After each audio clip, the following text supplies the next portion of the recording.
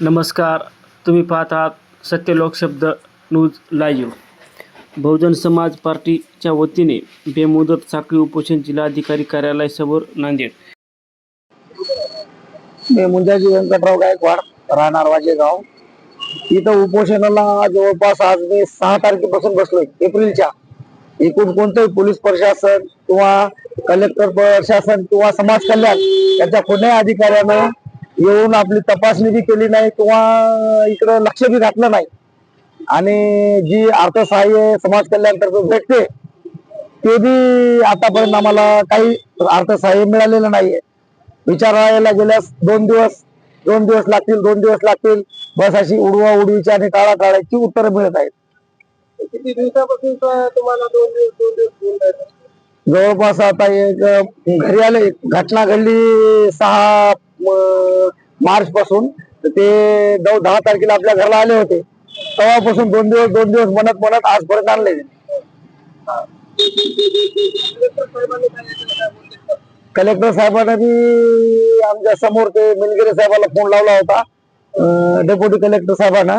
फक्त 2 दिवस, 24 तारखेला म्हणले 2 दिवसावर देतो. मग नंतर परत 6 तारखेला भेटल्या तर 6 तारखेला म्हणले 2 दिवसाच्या नंतर होऊन जाते. आता तर काही विषयच काढणं आले.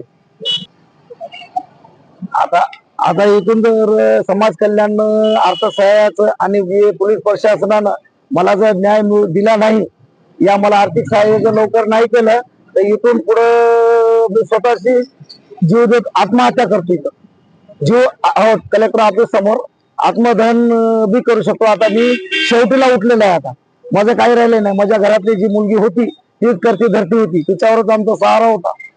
आता याच्या पुढे जर राहिलं तर 4-8 दिवसामध्ये मी स्वतःच कलेक्टर ऑफिस समोर आत्मदहन करतो. माझं नाव विमलबाई मुंजाजी गायकवाड. मी मुलीची आई बोलतो, आकांक्षा गायकवाड. आम्हाला कुठली अजून काही मदत भेटली नाही. पोलीस प्रशासन हे करण्यात आरोपी आमच्यावर अजून आरोपी मोकाटच आहे. आम्हाला दबाव टाकाले तर आम्हाला अजून काही न्याय भेटली नाही. हे जर न्याय आम्हाला कुठली समाज कल्याण ते देना गेल्यानं आम्ही आई वडील दोघे आम्ही आत्महत्या करतो इथं कलेक्टर ऑफिसच्या पुढे. नांदेड जिल्ह्यामध्ये 11 शेतीच्या संदर्भात आतापर्यंत किती जणांना आर्थिक सहाय्य केलेलं आहे आणि किती जणांना जॉब. नांदेड जिल्ह्यामध्ये आपण जवळपास म्हणजे 100 ते 125 लोकांना अट्रॉसिटीच्या प्रकरणात आर्थिक सहाय्य केलेलं आहे. त्या अनुषंगाने अजून काही जे शिल्लक राहिलेले आहेत अट्रॉसिटीच्या अनुषंगाने देणे बाकी असलेल्या लोकांसाठी आपण निधीची मागणी केलेली आहे. जवळपास 80 लाखाची आपण मागणी केलेली आहे. 31 मार्चला आमच्याकडे अट्रॉसिटीच्या प्रकरणात बजेट आलेलं नव्हतं, तर आम्ही माननीय आयुक्त पुणे यांना संपर्क केलेला आहे. त्यांनी असं सांगितलेलं आहे की एप्रिल एंडिंग पर्यंत आपल्याला आर्थिक बजेट मिळणार आहे अट्रॉसिटीच्या अनुषंगाने, आणि ते बजेट आल्याच्या नंतर आपण संबंधित जे पीडित आहेत त्यांना आपण तात्काळ अर्थसहाय्य उपलब्ध करून देऊ. उपोषणाच्या अंतर्गत चालू असलेल्या आकांक्षा गायकवाड यांच्या वडिलांचं म्हणणे आहे आर्थिक सहाय्य न मिळाल्यामुळे समाज कल्याण यांच्या समोर आत्मदहन करणार आहेत. आकांक्षा गायकवाडच्या अनुषंगाने आम्ही त्यांना संपर्क केलेला आहे. त्यांना सत्य परिस्थिती आपण सांगितलेली आहे. आपण त्या अनुषंगाने तात्काळ निधी उपलब्ध करून द्यावं असं शासनाकडे विनंती केलेली आहे.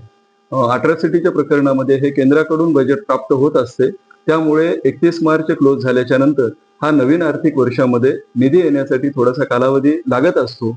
म्हणून एप्रिल एंडिंग पर्यंत ते बजेट प्राप्त झाल्याबरोबर आम्ही आकांक्षा गायकवाडच्या बाबतीमध्ये त्यांना तात्काळ अर्थसहाय्य प्रथम प्राधान्याने उपलब्ध करून देऊ.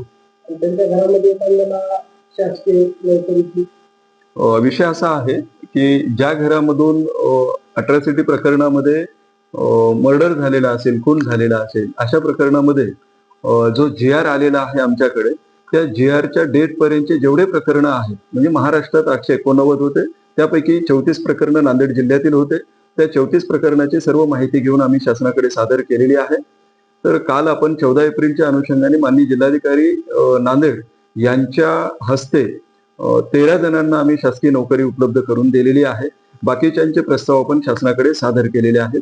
ते शासनाकडून मान्यता प्राप्त झाल्याच्या नंतर संबंधितांना आपण नोकरी उपलब्ध करून देणार आहोत. आपल्या जिल्ह्यामध्ये आतापर्यंत किती जणांना तुम्ही प्रमाणपत्र दिले? 34 प्रकरणापैकी आपण 13 जणांना ज्यांचे डॉक्युमेंट वगैरे सगळे क्लिअर झालेले आहेत अशा 13 जणांना आपण नोकरी उपलब्ध करून दिलेली आहे. पेंडिंग किती आहे? पेंडिंग आपले जवळपास आता 13 जर गेले तर 21 प्रकरण आपल्याकडे सध्याला पेंडिंग आहेत. त्यापैकी काही जणांनी शेतीची मागणी केलेली आहे, काही जणांनी नोकरी नको म्हणून आपल्याकडे पत्र दिलेलं आहे, त्यांना आपण शेतीचं लाभ देणार आहोत.